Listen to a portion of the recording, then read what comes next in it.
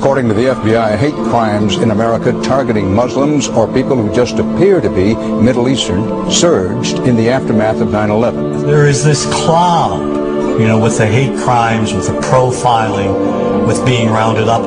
Again, I think this illustrates the power of film, that in spite of the reality, in spite of the material that we know to be true, we still embrace the mythology. The mythology is still a part of our psyches. Stereotypes take a long time to wither away. And for many of us, we're comfortable with our prejudices. We don't want to change. We've grown accustomed to this face.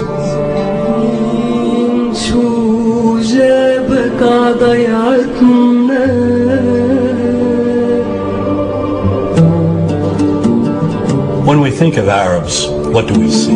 What images come to mind? Do we see actual people? People who, despite real cultural or geographical differences, do pretty much the same things that we do. When we think of Arab women, what images come to mind? Do we see women who laugh and play and who adore their children? Women who work in the home as well as outside? Would it come as a surprise to know that in many Arab countries, a majority of college students are actually women? What's our immediate image of Arab men? Do we see loving fathers? Men who want to provide for their families? What about Arab teenagers? Do we see them the way you would think about teenagers in other parts of the world?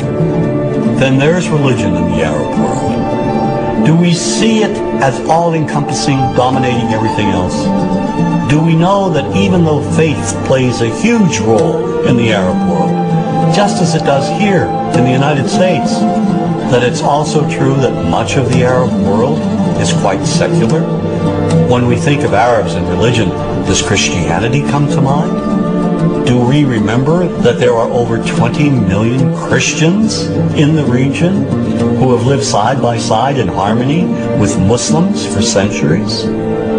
To their credit, some filmmakers have shown Arabs and American Arabs in all their complexities. An excellent way to shatter a stereotype is through laughter, through comedy. So we have comedians. Comedians have done this historically. Black comedians, Jewish comedians. So we see Arab comedians doing this, and this is one way to release the tension. My name's on a credit card, true story. Guy behind the counter picked up my credit card, sees the Olive card, looks at me all weird. He's like, hey buddy, what kind of name is, that?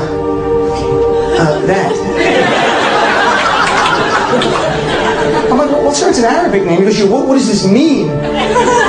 So I'm like, well, translate it to English? It means peaceful, friendly Arab? But he's not happy because, what Arab country is your family from? So I tried the most peaceful, popular one that he would like. So I'm like, we're from the same Arab country that Aladdin is from. To his credit, Michael Moore in Fahrenheit 9/11 in the DVD includes a scene with this comedy coming out. My name really is Ahmed, and I can't fly anywhere. All you white people have it easy. You guys get to the airport like an hour, 2 hours before your flight. It takes me a month and a half.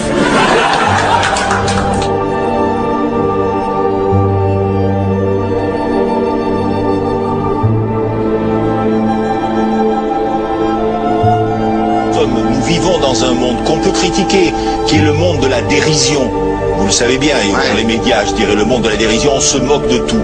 Le fait que ça se fasse me satisfait. Parce que ça veut dire que nous avons, qu'on est libre, peu à peu... Il faut qu'on soit beaucoup plus sage que ça, qu'on rentre pas dans ces provocations.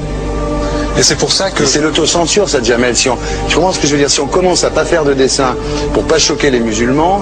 Non, c'est-à-dire que pour moi... C'est de l'autocensure. C'est la fin de la liberté d'expression. Pour moi, la liberté d'expression, la liberté d'expression et le respect font partie, sont mariés ensemble. Moi, je suis pour la liberté d'expression.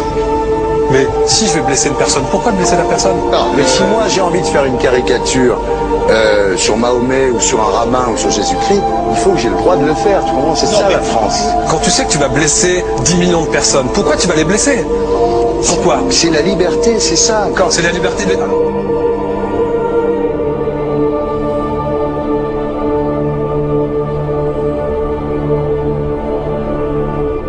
Non, mais tout seul. vous pensez pas que c'était à vous de vous excuser, non? En disant le sketch n'était pas très drôle, je suis désolé si j'ai blessé des gens, voilà, excusez-moi, voilà, c'est une connerie, c'est mon travail. Mais vous referiez pas le même sketch quand même? Mais le spectacle que je fais reprend en grande partie les lignes de ce sketch.